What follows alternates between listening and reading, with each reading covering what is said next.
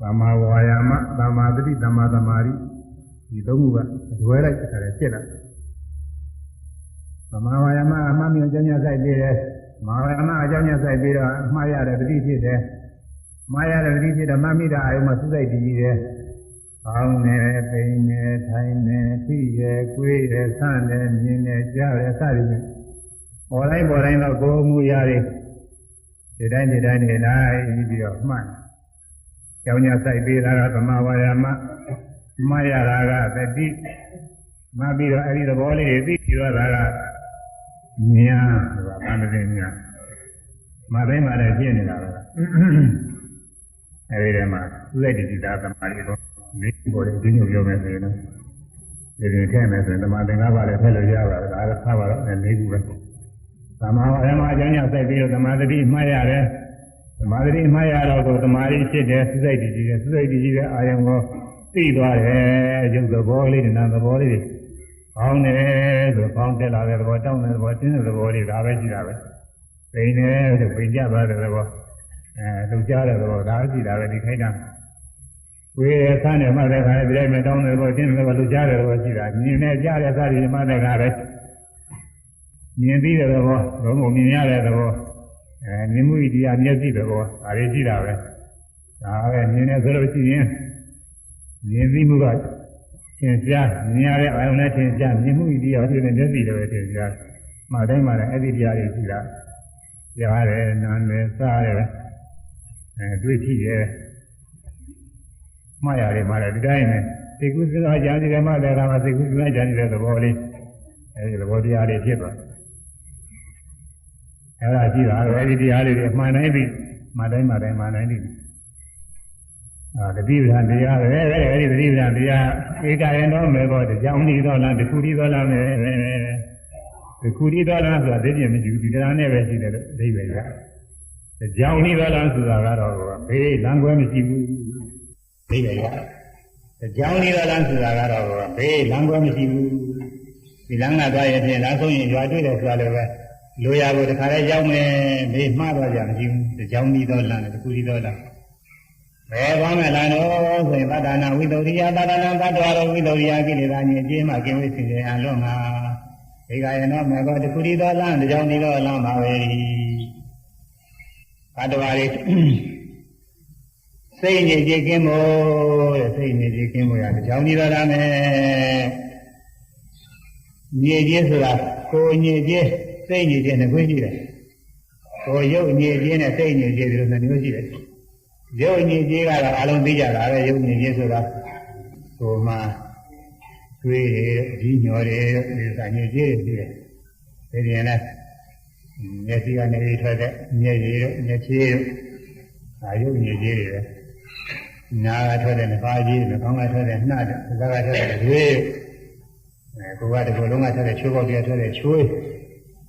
Maybe see, let's see that they got a bit of cat from home in a car. The choice in a car on the junior. Now you in your jail. So don't you get a junior about it. Every day in the Amara, Gina Sajo, the idea, much of the senior. Would you have a jolly to a thing young job? Gina Sajo. Gina Sajo, a young mother, Luran and Beaten, the lower as a beaten, and Kiliwa as I am not each way. Nara Vida. You in this thing, Yalabuara. Naleja, Naleja. Maybe I told them. So they say, Johnny, I told them, say, Johnny, and the young Jowdy, you get out of Timamo. A word in genealogy and never saw a queer idea, so I put a young idea. Say, ye, Jaro. Saint John Lobuera. Madi, when a lower Mamadi, who say, ye, cat, you ran to you like Nangan, my Pinaji to Achiva. We are not doing a deal. We will have to go dinner to the Punyara. Say, there are neither with a Punyara. Media out of the same. And as I have one, I'm a saying it is in Jeremy Yara, the believe her. They are saying it is in Jeremy. စိတ်တဏ္ဍာမှာလောဘတွေဖြစ်ပြီးတော့ညှဉ်းနှွမ်းတယ်ဒေါသတွေဖြစ်ပြီးတော့ညှဉ်းနှွမ်းတယ်မောဟတွေဖြစ်ပြီးတော့ညှဉ်းနှွမ်းတယ်အဲဒီစိတ်ညစ်ကြေးတွေကတချို့ကအညစ်အကြေးမှမသိဘူးလောဘဖြစ်နေတာကောင်းတယ်ထင်နေတာပဲဒီလိုရှိတယ်မြတ်စွာဘုရားဟောကြားလိုက်တော့မှဒါတွေကအညစ်အကြေးတွေပဲတဲ့သိရဒီညစ်အကြေးတွေသိကြမှာလည်းပဲတတိယနည်းနဲ့လုံးဝသင်ကျင်နိုင်တယ်ဆိုတာသိရတယ်မြတ်စွာဘုရားဤသာသနာတော်တွင်လူဖြစ်လာလို့မြတ်စွာဘုရားဟောတော်မူတဲ့တရားတော်တွေကိုကြားနာနေရလို့ဒီလိုသိရတယ်တချို့မသိသေးဘူးဘုရားသာသနာတော်တွင်ဘုရားဘာသာလို့ညီခန်းနေတယ်နဲ့ဒီလိုတရားကလည်းမကြားနာရမကြားနာရတော့သူမသိဘူးကြားနာရရင်လည်းသူစိတ်ဝင်စားဘူးသူတို့ရရှိသေးတယ်ဒီလိုတရားမျိုးမနာနိုင်ဘူးသူတို့နာနေတဲ့တရားကဘုထုကြောင့်တော့ဘာလို့ရည်ကြမောကြကြောကြတယ်ဒီလိုဟာဒီမှနာဒီလိုတကယ်အရေးကြီးတဲ့တရားကြအသိမနာနိုင်ကြဘူးမနာနိုင်ခဲ့အခုဒီမှာပရိသတ်တွေနာနေကြဖြစ်နေတယ်ဒီမှာတော့အချိုးကြဒီပရိသတ်တွေကတော့လေဟိုလိုတရားတွေသိမနာဘူးအဲလိုပြောရချင်းတရားသိမကြိုက်ဘူးအချို့နားကုန်နာခြင်းမနာဘူးရဲ့တချို့ကတရားကသိမှုတာဘူးအဆူတွေပါနေတယ်မှာသိမှုနေတယ်တရားနာတဲ့လူတွေကနေပြီးတော့ရှက်နေဟောတယ်လို့ကမရှက်ဘူးတရားနာတဲ့လူကရှက်နေတယ်ရှိသေးတယ်တရားနှလုံးသွင်းရင်းကျက်ပြနေတဲ့ပုဂ္ဂိုလ်ကအဲဒီလိုတရားအမှုတွေကိုမနာတာဘူးတရားအမှုတွေနားနေတဲ့ပုဂ္ဂိုလ်ကလည်းပဲဒီလိုတရားတွေမနာတော့သူတို့မှသိနေခြင်းစင်ကြယ်တဲ့တရားသူတို့မသိဘူးဘယ်လိုအားထုတ်မှမသိဘူးအားထုတ်ရမယ်လို့ပြောရင်လည်းသူစိတ်မဝင်စားဘူးအားမထုတ်နိုင်ဘူးဒီလိုပုဂ္ဂိုလ်တွေရှိတယ်သုရဘာသာဝင်တွေဆိုပြီးတော့နိနာတာပေါ့အမှန်တရားရလဲတော့ခွင့်ကောင်းရနေတော့ဘုရားဘာသာနောမခဏကြီးရပြီးတော့နေတော့တရားနဲ့သူမျက်နှာလွှဲနေတရားကြောပေးနေတယ်လို့သွားမှာပေါ့ဒီလိုပုဂ္ဂိုလ်တော်တော်များများမကြဘူးတော့တတိတံကာမုခိပုဒ္ဒယံလောကသမိန်သူတော်လဗံမနုဿတိလာဘောသာတဓမ္မသာသာဒေသနာအလံဝါယမိတုံဒါထအတ္တကာမေနသတုနာဘုရားဘာသာနောမကိသုတ်ကပါပဲဒီသုတ်ကပဲငါဒါလေးတွေနောက်ပိုင်းမှာဟောတာကောင်းတယ်ငါဒါလေးမနုဿတိလာဘောသာလူဖြစ်ကိုရခြင်း၎င်းသာဓမ္မသာသာဒေသနာသူတော်ကောင်းတရားကိုဟောကြားခြင်း၎င်းဒီတော့ရခြင်းလူအဖြစ်သူတော်ကောင်းတရားဟောကြားခြင်းဟူသောအခွင့်ကိုလောကသမေလောကနဲ့သူတို့နှစ်ပါးအလုံးမြင်ကြခဲ့လာပါပဲလူဖြစ်ဖို့ရလဲခင်းနေဒါပေမဲ့ခုကလာလူတွေကပေါ်လုံးလူဖြစ်ဖို့လွယ်လို့ပြည့်နေလူတွေကသိပေါ်တိုးလာလူဖြစ်ဖို့ရလွယ်တော့ဥစ္စာမဟုတ်ဒိဋ္ဌာန်တွေပါတယ်နဲ့သာတော့လူကနေရတာပေါ့လေလူဖြစ်ဖို့ရလဲခင်းနေနောက်ပြီးတော့ဘုရားကောင်းတရားဟောကြားခြင်းဘုရားကောင်းတရားကြားနာရခြင်းအဲ့ဒါကတော့ရခဲ့တယ်ဒါကတော့လူဖြစ်နေတယ်လူကဖြစ်တော့ဘုရားကောင်းတရားကြားနာတဲ့ပုဂ္ဂိုလ်တရားမှတရားမရှိဘူးတရားမှတရားမရှိဘူးအခုသဘာဝမှာတရေပေါင်း300လောက်ရှိတယ်300ကျော်လောက်ရှိရင်ကျိုးရတယ်တရေပေါင်း300ကျော်လောက်ရှိတယ်တရားတယောက်ဆိုလို့ရှိရင်3 ကြိမ်လောက်ရှိရမှာမဟုတ်ဘူးအဲ့ဒါလောက်ရှိမှာမဟုတ်ဘူးအဲ့ဒါရှိမှာမဟုတ်ဘူးအဲ့ဒါတရားလောင်းတရားကြားနာတဲ့ပုဂ္ဂိုလ်ကမရှိပါဘူး။အမှန်တည်းပါလေ။သမာဓိမှာအများဆုံးရှိတာပဲ။ဒီနေရာတွေမှာပဲလူရမှာတင်းတင်းရှိတယ်။ဒီဘုံမှာလည်းတင်းတင်းရှိတယ်။ဘာမှပြောတော့ဒီလိုတရားတွေကိုနားဒီလိုနည်းနဲ့တရားတွေသိမနာကြရဘူး။သမာဓိထဲမှာကိုတရားနာတဲ့ဒီလိုတရားနာတဲ့ပုဂ္ဂိုလ်နဲ့မနာတဲ့ပုဂ္ဂိုလ်တွေမနာတဲ့ပုဂ္ဂိုလ်တွေကများတာပဲနားတဲ့ပုဂ္ဂိုလ်ကနည်းနည်းရှိတာပဲအဲတော့ကြာတော့လူဖြစ်နေဆိုတော့တရားတွေကြားနာခြင်းဟာလောကမှာအနာရခဲ့တယ်သူဒုံလဘဒုံလဘလည်းမဟုတ်ဘူးသူဒုံလဘအလုံးကိုရခဲ့တာဒိဋ္ဌာသမုခိဘုဒ္ဓံဒိဋ္ဌာတိုင်းသာတို့လိုရခဲ့တော့ခွင့်ရပြီကာမုခိဘုဒ္ဓအမြင်မောဖြစ်နေလေပြီအခုလိုတရားကိုနားနေရတဲ့ပုဂ္ဂိုလ်တွေမျက်မှောက်ဖြစ်နေတာလက်ပေါ်ရောက်နေလို့လက်ရည်နီးရောက်နေလို့ပဲကောက်ယူလိုက်ရင်ရတော့မှအဲလိုဖြစ်နေတယ်ကိုမျက်မှောက်နဲ့ကိုကြည့်ရင်ရောက်နေပြီတဲ့သမင်းစားဝရသမုန်းပွဲပြင်ပြီးအပြည့်ဖြစ်နေတယ်လို့ပဲစားရုံမရှိတော့တာပဲမစားရပါဘူးဆိုရင်တော့အဲဒါသာမကြည့်ဘူးလေမစားပဲနဲ့နေရင်စားရုံမရှိတော့တာဒီမှာဒီတရား ဗနာရတော့တဲ့ခွင့်ရတန်မှုခိဘူတာမျက်မှောက်ဖြစ်နေပြီကိုယ်ရှိရင်ရောက်နေပါပြီရဲ့ပြောတာလူဖြစ်ကြတဲ့ရနေမြတ်စွာဘုရားတရားတွေကလည်းကြားနာရနေပဋိသန္ဓတရားတွေကြားနေနိုင်ကြတဲ့ညာနဲ့စားတဲ့လူကြီးတိုင်းကိုယ်တိုင်းစားတဲ့လှုပ်ရှားတဲ့ဒီကုသနာကြံပြီးတဲ့ဓဝါ၆ပါးစိတ္တစိတ္တယုံနာတွေကိုရှုယုံနာတွေကိုရှုရမယ်ရှုလို့ရှိရင်တတိဖြစ်တဲ့တမာရီဖြစ်တဲ့ညာဖြစ်တဲ့ဝိပဿနာဉာဏ်နဲ့စိတ်လိုက်တဲ့ဒီအရိယာမဉာဏ်ပညာရောက်တယ်ဆိုတာတို့ရုပ်ကသာပါပဲအရှိကြီးဟောနေရှင်းနေတာပဲသူကခြေတိုင်းခြေတိုင်းရှုမှတ်နေလို့ရှိရင်ဒါပြီးရပဲတူတူလေးပဲခြေတိုင်းခြေတိုင်းရှုမှတ်ရမယ်တူတူလေးဒါနဲ့ပြီးတယ်အဲ့ဒါကဗမာရိဏသံပါဠိခါတော့အတူရုပ်ဒီလိုဟောတာကြတာပဲဘိနိဗ္ဗာန်သံဃာကြီးနောက်ဆုံးမှားထားကြတာအဲ့ဒါဘိက္ခသုံးပုံဟောထားတဲ့အကျယ်နဲ့အတူတူပဲတဲ့လားသူဗမာရိဏသံပါဠိခါကလွန်ပြီးမရှိဘူးတဲ့ဟိုကဗမာရိဏမမေသောတိပြားရှင်းသံပါဠိကပြည့်စုံအောင်အထောက်ကြဆိုတာလည်းအကုန်လုံးဝင်တယ်တတိယနာတုတ်ကြီးအကျယ်ကြီးဟောတာကတော့အကုန်ဝင်တာဒီရင်တုတ်တွေအကုန်လုံးပါပဲသုဒ္ဓဒေသနာအကုန်လုံးကတည်းကဝင်တယ်အဘိဓမ္မာဒေသနာလည်းတည်းကဝင်တာမိနည်းရတဲ့ထိုက်တရားလို့သာဝင်တယ်တည်းကဗမာရိဏသံပါဠိကမမေ့တဲ့တရားတွေအမှားရတဲ့တရားတွေအခုမြင်နေကြတဲ့ဓဝါ၆ပါးပေါ်တိုင်းနေမှတ်ခြေတိုင်းခြေတိုင်းမှတ်ဆိုတာကဗမာရိဏသံပါဠိတာနဲ့အတူတူပဲတူတူလေးပဲအဲဒီကြားနေရပြီတဲ့ဒါနဲ့ရခဲ့တာတွေရတယ်လာဝါမိတုံတာထလာဝါမိတုံတာထအတ္တကာမေနသန္တုနာအတ္တကာမေနမိမိကိုယ်ကိုချစ်ခင်လိုလားသောသန္တုနာပုဂ္ဂိုလ်သည်အထဒုမြတ်စွာဘုရား၏သာသနာတော်နဲ့ဝါမိတုံကျူစာတို့ခြင်းကအလသင်တော်လာသင်တော်လာလေမိမိကိုချစ်ပါတဲ့ဆိုတဲ့ပုဂ္ဂိုလ်တဲ့ပုဂ္ဂိုလ်ကိုချစ်တယ်ပုဂ္ဂိုလ်ချမ်းသာစေခြင်းနဲ့လည်းလူရဲ့မိတ်ချင်းပုဂ္ဂိုလ်ကိုချစ်တယ်လို့ပြောကြမှာပဲပုဂ္ဂိုလ်ကိုမချစ်ဘူးလို့ပြောရင်ပုဂ္ဂိုလ်မုန်းတယ်လို့မပြောလောကအချစ်ဆုံးရွေးရလို့ရှိရင်ပုဂ္ဂိုလ်ပဲရတယ်ဆိုတဲ့ပုဂ္ဂိုလ်ရဲ့ချစ်တာမရှိဘူးတဲ့သူပုဂ္ဂိုလ်ကအချစ်ဆုံးပဲတချို့ကဒီမှာယုံမှာလားပြောတာပုဂ္ဂိုလ်ကအချစ်ဆုံးပဲတဲ့သာရကဝိတုထုတ်ပြအောင်ပုဂ္ဂိုလ်ချစ်ဆုံးဖြစ်တဲ့အကြောင်းညသာကျတဲ့တော့သတေရီကောသလမင်းကြီးဆိုတာအိန္ဒိယနိုင်ငံလေပိုင်းမှာအမှန်တကူကြီးပါတယ်ဘုရားကတော့ချာညာနေနဲ့အမှန်တကူကြီးသူ့မှာမင်းမျိုးအတင်ဆက်ကလာတဲ့ဒီတရားတွေလည်းရှိပါတယ်ဒါပေမဲ့လည်းတစ်ချိန်မှာသာရဏမင်းနဲ့စိတ်တိုက်ပြီးတော့ဒီရှုံးလို့ဖွက်ပြေးရတယ်ဘုရားကတော့ရှင်နေကိုယ်တိုင်တိုက်ရတယ်ဒီနေရာနဲ့မင်းပေးနေမှာမဖြစ်ဘူးသူကခုခေတ်ကလာတယ်တော့ကြွားတယ်ကိုယ်တိုင်တိုက်ရတယ်ရှိကတက်ပြီးတော့တိုက်ရတယ်ဒါလည်းမြင်းစီပြီးတော့ဖွက်ပြေးတာလေဆုံးအဲဒီကတော့မာနိကဆိုတာပန်းတယ်ရဲ့သမီးပေါ့ပန်းတယ်သမီးကပေါင်းရင်မှပန်းခွေးရင်အဲဒီရောက်နေတာလေ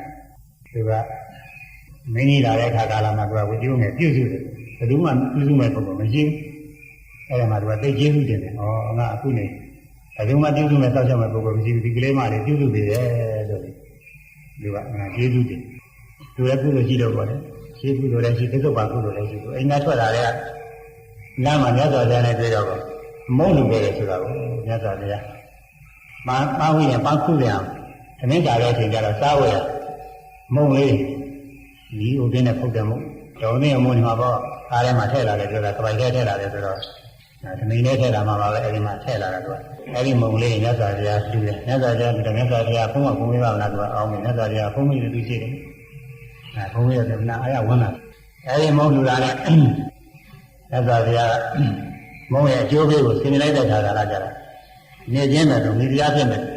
အခြေအနေကိုမြတ်စွာဘုရားအနေနဲ့ပြုံးနေခြေရနာလာမေးတော့မြတ်စွာဘုရားပြောကြတယ်အာနန္ဒာရဲ့ဒီလေးမတွေကဒီနေ့ပဲဟောဒလမင်းကြီးမိဖုရားဖြစ်ရောက်လိမ့်မယ်အမင်းရှိအဲ့ဒါတို့ပြစ္ဆုတ်ပါကုသိုလ်ရှိရတယ်အတိတ်ကုသိုလ်လည်းရှိတော့ပါတယ်အဲ့ဒါနဲ့မင်းကြီးကဒီကစိတ်တရားဆုံးနဲ့ပြေးလာတော့မောပန်းကဘယ်သူမှအကူအညီကြီးစောင့်အထောက်ပံ့မရှိတဲ့အချိန်မှာဒီကလေးမတွေကပြုစုပေါ်ရတော့သူကမင်းကျေးဇူးတင်ပြီးတော့ဒါဒီကလေးမတွေကိုချင်းမြောက်လို့လည်းစိတ်ရှိပြီးတော့နန်းတော်ပြန်ရောက်တဲ့ခါကလာကြတော့ဒီကလေးမတွေကိုမင်းသားနဲ့နန်းတော်ကိုခေါ်ပြီးတော့မိဖုရားချင်းနဲ့သူချင်းမြောက်ပြီးတော့ပေးတာကိုမိဖုရားချင်းမှလေးတာဒါတော့ဒီပြင်မင်းရောဆင်ဆက်ကလာတဲ့မင်းသမီးတွေကဖြစ်တဲ့မိဖုရားတွေကတော့သူတို့ကတော့ဆွေတော်မျိုးတော်တွေဆိုတော့သူတို့ကကျွေရနေပေါ့ဆွေမျိုးတွေပေါ့ဂုံတွေကြီးတာပေါ့ဒီကပန်းတယ်သမီးဆိုတော့ဆွေမျိုးမရှိ ကုံကလည်းပဲမင်းကုံပါကုံကမရှိတော့ဆင်းရဲဆဲသူမှသမီးဆိုတော့ဘယ်နာနေတာပေါ့သူကနာနေမှာနာနေသူတကောင်ရက်တော့ဖြစ်နေဘာမှမှန်းတာမရှိဘူးဒါတော့မင်းကြီးကသူ့အလိုလိုက်ပြီးတော့ထားတယ်လိုလိုက်ထားပြီးတော့သူ့လည်းပဲဝင်ရင်းပြီးအောင်လို့စိတ်လည်းပဲတိတ်ကြလက်ချနဲ့အာကိုတစ်ခုပြုတ်ပြီးတော့ဝမ်းမြောက်ဝမ်းသာနေနေဟိုတနေ့တော့သူကစဉ်းစားတယ်ဒီဘောဂလာမင်းကြီးစဉ်းစားငါပြဿနာတစ်ခုမေးမှပဲမေးလို့ရှိရင်လောကမှာမာလိကမေကြီးကလောကမှာချစ်ဆုံးပုဂ္ဂိုလ်ကဘယ်လိုလုပ်လဲချစ်ဆုံးပုဂ္ဂိုလ်ဘယ်လိုလုပ်မေးလို့ရှိရင်အာရှင်မင်းကြီးချစ်ဆုံးပါပဲတော့ပြောမှာပဲပြောလို့ရှိရင်ငါလည်းပဲသူ့ချစ်ဆုံးပြောရမှာပဲဒီလိုပြောလို့ရှိရင်ရင်းနှီးဖြစ်ပြီးတော့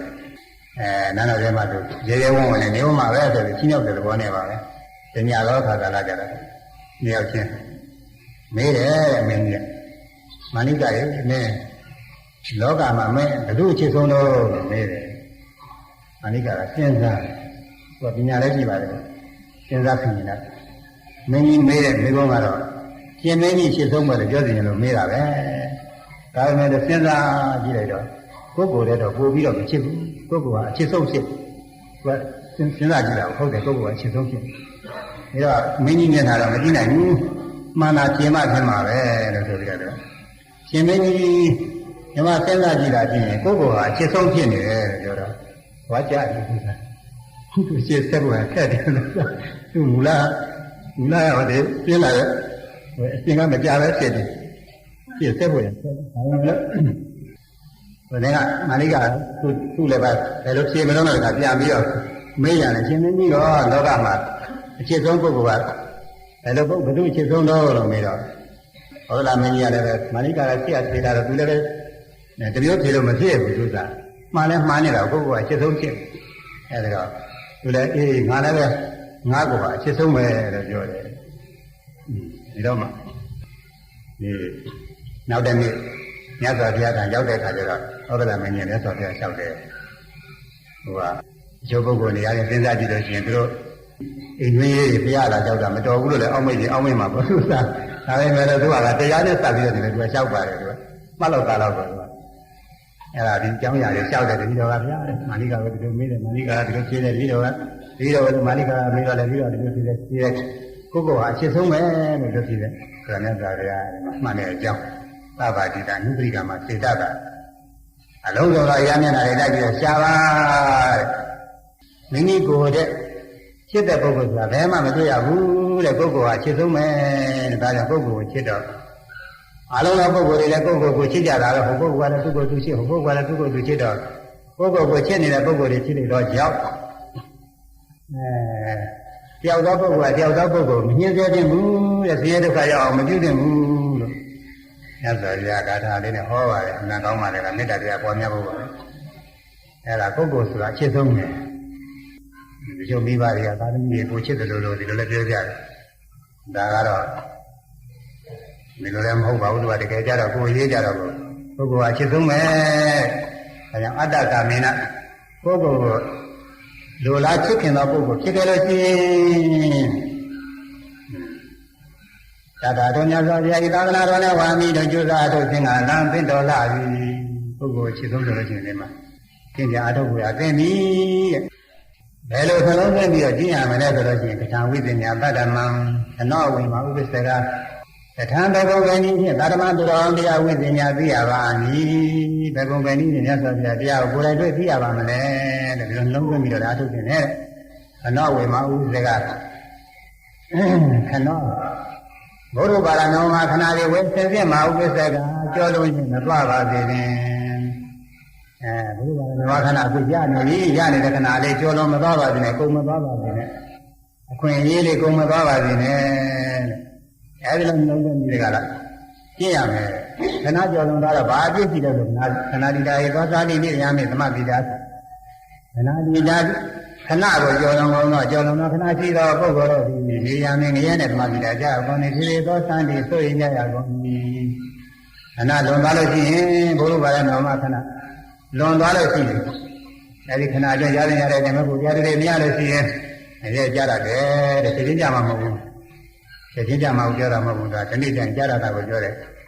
ဒါနတရားကုသိုလ်ကောင်းမှုတွေရှိနေတဲ့ပုဂ္ဂိုလ်ကလူဘဝနတ်ဘဝတွေချမ်းသာပြီးနေမှာအများကြီးဖြစ်နိုင်ပါတယ် ဒါပေမဲ့ကြာလို့ရှိရင်ပုထုဇဉ်ဖြစ်နေတော့မကောင်းမှုအကုသိုလ်ကမပြုတ်နေမှာမဟုတ်ဘူးပြုမှာချမ်းသာလေးတွေပြုရတယ်လေအခုလောကမှာလူတွေကခက်ကြမ်းဖြစ်နေတာတွေကချမ်းသာကြွယ်တဲ့ပုဂ္ဂိုလ်တွေကဖြစ်တတ်တယ်သူတို့ကသိပြီးတော့ကိုချင်းစားတာမဟုတ်ဘူးအဲ့ဒါတွေဖြစ်တတ်တယ်ဖြစ်တတ်တယ်တော့ဒီဥစ္စာအကြောင်းပြုပြီးမာမနာတွေတက်ဒီအပေါင်းအသင်းတွေအကြောင်းပြုမာမနာတွေတက်အခွင့်အရေးရနေတာတွေအာဏာတွေရနေတာအကြောင်းပြုမာမနာတွေတက်အဲ့ဒါတွေမကောင်းမှုတွေပြုရကြတယ်ဆိုတာအခုလိုကောင်းမှုတွေအကျိုးပေးလို့ရှိရင်အဲ့ဒီကတက်တန်းကြနေတဲ့ဘဝတွေရောက်တက်တန်းကြတဲ့ဘဝတွေရောက်ပြီးတော့မာမနာတွေနဲ့တိုင်းမကောင်းမှုတွေပြုဘယ်တွေကဆိုတာမကြဘူးမဟုတ်ကြမှာဒါကြောင့်မို့ဘုရားဘာနောင်မခဏလွန်သွားလို့ရှိရင်တဲ့ဒါနသီလတွေကုသိုလ်ကောင်းမှုတွေအကျိုးပေးနေမယ်သိချတာမဟုတ်ဘူးတဲ့ငရဲကိုကြားရတယ်ငရဲကြားတဲ့အခါကျတော့ဆိုရင်ရတယ်မယ်ဒီတော့အထေသား၄ယောက်ဆိုတော့ကြားဘူးကြမှာအထေသား၄ယောက်ဒီဥစ္စာတွေပေါ်များလာတယ်ဘာလို့ကြမလဲဆိုတော့သူတို့ကမကောင်းမှုတွေနဲ့လည်းပြောနေတာတော့ဝါကြဒီဥစ္စာပေးလို့ရှိရင်ဘယ်သူမှမစိုးစိတ်ဆိုတာဖောက်ပြန်လာပြီးတဲ့မျိုးသမီးတွေကိုဒီဥစ္စာပေးပြီးတော့သူတို့ရှားရောက်ပြီးတော့မကောင်းမှုတွေပြုတ်ရတယ်အကြံပြုတ်ပြီးတော့အဲဒီမကောင်းမှုတွေပြုတ်တယ်ကြတယ်သူတို့ကသားမရတွေပြင်မှားကြငယ်ဝဲကြနေကြတာငယ်ဝဲအထက်ကနေပြီးအောက်ကျသွားတာအနှစ်3000အောက်ကနေပြီးထက်တာအနှစ်3000အဲဒီတက်လာတဲ့အခါကာလမှာသူချင်းချင်းညီးညီးကြတယ်အဲဒီထဲမှာပါတယ်တို့ဘယ်တော့မှလုပ်ပါမယ်ဆိုတယောက်ကပြောတယ်တယောက်ကတို့လုပ်ဖို့ရရဲမရှိဘူးကွာတို့ကဟိုတော့မှသိဆိုးခဲ့တာကိုလည်းသူကပြောတယ်အဲဒီတော့တယောက်ကတော့ဗာပြောတယ်ဆိုတော့ရင်ငယ်ကလည်းတော့ကွာသူကရောက်လို့ရှိရင်တို့ကုသိုလ်ကောင်းမှုတွေပြုပါမှာဆိုပြီးတော့ပြောတယ်အဲဒါကိုယ်ကူပါနေပုံနဲ့ဒီလိုအရင်အများကြီးရှိတယ်လူကြီးရောက်လို့ရှိရင်သူကရဲ့ကုသိုလ်ကောင်းမှုတွေပြုမယ်လို့ငယ်ကဒီလိုညီးညီးကြတာပဲဒါပေမဲ့လူဖြစ်လာတဲ့အခါကျတော့အဲ့ဒီတော့မဟုတ်ဘူး။ဟွာတွေလည်းမမှတ်မိကြဘူး။မေ့နေကြပြီ။မကောင်းမှုတွေဆိုပြုတတ်တယ်။ဒါကြောင့်မို့ဘုရားဘာနာမခဏလုံသွားလို့ချင်းအာဟုတော်တွေပြုမိပြီးဒီနေ့တစ်ချိန်ကျငရဲကြရတယ်။ငရဲကြလို့ချင်းဆိုရင်ဘူပါရလိမ့်မယ်။ဣဒသေနဝေရရေတိသရမသဏိယာမတံဣဒသေနဝေရရေတိသရမသဏိယာမတံဣဒဤမြတ်စွာဘုရားဤသာသနာတော်၌နန္ဒောဘုရားဘာရနောမခဏကိုသေဝိရာဒိဋ္ဌိကဲချွင်းစေညာဒီဘုရားဘာရနောမခဏရနေတဲ့အတွင်းချွင်းရွေးနေလို့ရှိရင်ချွင်းတရားတို့ရအောင်အားထုတ်ဘူးလို့ပြောပါတယ်တရားတို့ရရင်တော့မချွင်းဘူးပေါ့သတ္တမတ္တနိဂမတံသူတော်ကောင်းတရားကိုမြဲစေရတော်အရိယမေကိုသေဝိရာဒိဋ္ဌိကဲ၍ချွင်းစေညာအရိယမေကိုမရခဲ့လို့ရှိရင်ဝါနိသောအတိတာသောစိရတာနုတပိဋ္ဌိတိဒီတာသောလွန်အပ်ပြီးတော့ကျိုးစီပါရှိသောဝါနိသောကကုန်ပြီကဲ့သို့သီရတံရှင်းင်းစွာသောကာလပါရမီတပိဋကတိဥပန်းရလိမ့်မည်ဂုဏီတယောက်ထူးဆန်းတဲ့ဂုဏ်ဟိုးတန်တဲ့ဂုဏ်ရောင်းလို့ပြောမဲ့ဂုဏ်ပေါ်နေတဲ့ဥစ္စာကိုကိုကအသွားနောက်ကျနေလို့သူများရသွားတယ်ကို့မှမရဘူးဆိုလို့ရှိရင်1000တို့1000တို့1000တို့အများရနိုင်တဲ့လုံကအဲ့ဒါကိုမရလိုက်ဘူးဆိုလို့ရှိရင်ငါသွားနောက်ကျသွားလို့ငါမသွားပဲနေပြီလို့ငါပြေးနေလို့ဒီကျိုးမရလိုက်ဘူးဆိုပြီးတော့ပူပန်ရတယ်တဲ့အဲ့ဒါလိုပဲသေရွာသတ်မှာအဲ့ဒီကုံဒီတယောက်ဒီလိုပဲရတဲ့လိုက်တဲ့ခွင့်ရေးကိုမြည်ဝဲနေတယ်လို့အကျိုးမဲ့တွေအများကြီးဖြစ်သွားတာဟောထားပါတယ်သေရွာသတ်မှာတရားအလောင်းကုံဒီနဲ့ဒေဝရကုံဒီနဲ့ကုံဒီတယောက်တော့ရွယ်ကုံဒီဆိုတဲ့ရွယ်ကုန်ပြီတော့ဒီကပါလာပြန်ကြတယ်အခုလွယ်ခဲ့ပါလေထည့်ပြီးတော့လမ်းပေါ်လျှောက်ပြီးတော့လဲဝဲတဲ့သားလေးကြောက်ကြောင်းနဲ့ကုန်တယ်မျိုးပါပဲအဲဒီလိုရောက်နေတော့လွယ်ရင်းနဲ့ထည့်ပြီးတော့လက်ကောက်တော့ဂရီနဲ့တောင်းတော့သိခိုးတာကြီးမဟုတ်ပါဘူးတော်သိရင်ဟာတွေပါပဲဒီမှာဖန်လက်ကောက်တွေပါဒီမှာရောင်းလာပါတယ်ကွဒီတော့သူကအဲဒီအကျိုးပဲအဟောင်းပစ္စည်းအောင်နေနေလဲဒီဥစ္စာတွေအဲဒါရွယ်ကုန်ပြီဆိုပြီးပြန်တော့လဲဝဲတဲ့သားလေးရောင်းတဲ့ကုန်းကြီးပါပဲကုန်းကြီးမြောက်တို့ကနေကန်းတစ်ဖက်ကူးပြီးတော့မြို့တစ်မြို့မှာတို့ကရောင်းကြတယ်နှစ်ယောက်လုံးအဲဒီမြို့လူရောက်တဲ့ခါကာလကျတော့နှစ်ယောက်လုံးပြန်ပြီးသွားလို့ရှိရင်တော့အရာနဲမှာမို့တို့ကအခွဲဝေပြီးတစ်ပိုင်းပထမကိုပိုင်ကိုကြရပိုင်းတစ်ပိုင်းပြီးပိုင်းပြီးတော့ရောင်းကြဖို့ဒီတော့ကိုပိုင်းကရောင်းပြီးတဲ့ခါကျတော့ဟိုဘက်ကလည်းဟိုဘက်ကပုဂ္ဂိုလ်ရောင်းပြီးတဲ့နေရာတွေလည်းပဲလိုက်ပြီးတော့ရောင်းနိုင်နေတယ်ဆိုခွင့်ပြုတာဒါနဲ့အဲဒီမှာရောင်းကြတော့ဒေဝရကုံကြီးဒေဝရလောင်းကုံကြီးကရှားပြီးတော့ရောင်းတဲ့ရက်ွက်ထဲမှာ The tea how do we yell? The tea serum are the use that upon the tea in there. I mellow, come down young mellow. The tea are so in Mount Novaro, the Puro Elio Haria, my seat, the hero is it. And I carry that out and see that the mealy, Nima lady of Bessie, and Nima lady of Bessie. Saying in your young Elema. They were allowed to go the Alana, maybe of regulating the dominating leg of play, like that, and the Yamale, Yamale, Joe Penel, Lena in a Sonjo Plague, Arin and Lena in a Garden, Junior, Eric Limaria. The later that you make Limaria, the level that Luna, the Yenado. Why Lana below the real that or then a level that Levin and also there. The mother full of where we were. Had to him, Bama, no, our lady and she was there, she was there. What? We were there for my. Who you who are Bama Madame like they get there. If she was in there, I was to call. Or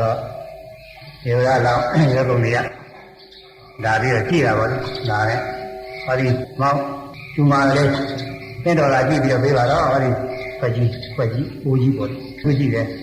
so that was my don't have a sugar over my potato. I didn't want to. Tana don't want to do a sugar down the don't sugar eat. As you can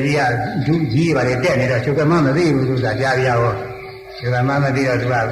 Thank you, and only as I did it. Dubai, Lido, thank you, and I see where the Homa Hogala. I believe I never chip a sweet weather. Lido, you got a quarter of the data now, put the data on a question. I remember, you don't sugar Mandi looking. You are not looking at putting in a penny, man. Now you put it on your talking. Now they didn't have a lagoon. Then a baba baby or you will look. What they figure out, they could be as well. It's so much, it's so that in unit. Ah, the question, I don't get a question of this chapter. This chapter,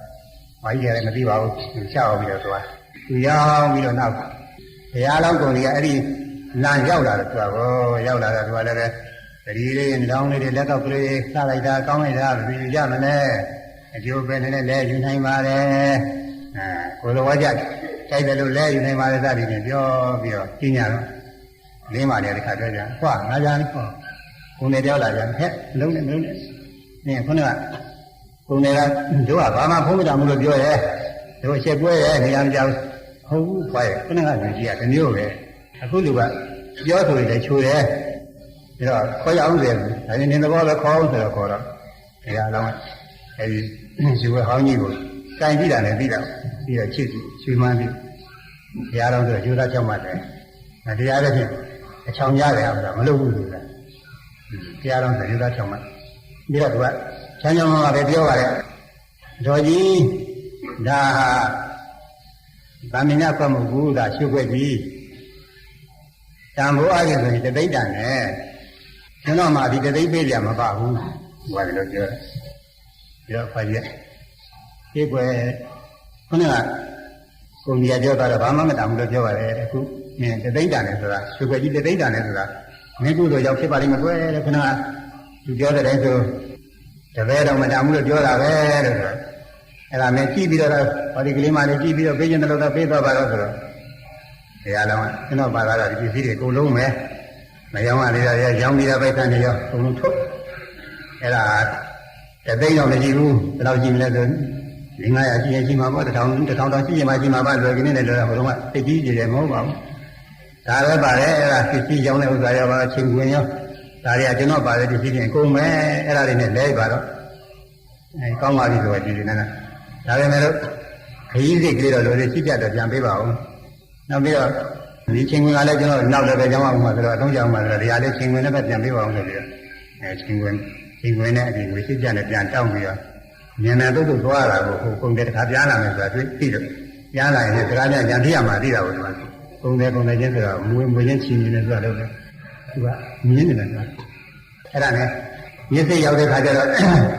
later mark or we don't have a dampo, we are kind of. ဘယ်ကတခါတည်းမင်းငွေရှိတတ်ပေးမယ်မင်းဘယ်သူမှမတင်နဲ့ဘယ်သူမှမစောင့်နဲ့လူမပြေတော့မလုံးနဲ့တခါတည်းထွက်ဟုတ်ကဲ့ပြောတော့တခါတည်းသူတေဝတ်တက်တခါတည်းထွက်တာအဲ့တော့ဘဝလူကလည်းဒေဝရအလောင်းကုန်နေရလည်းဟိုကလှည့်ပြီးတော့ရောက်လာတော့တတိရင်ရောက်တယ်ရောက်တဲ့ခါကျတော့သူကပြောဘာကြီးခန္ဓာဥစ္စာ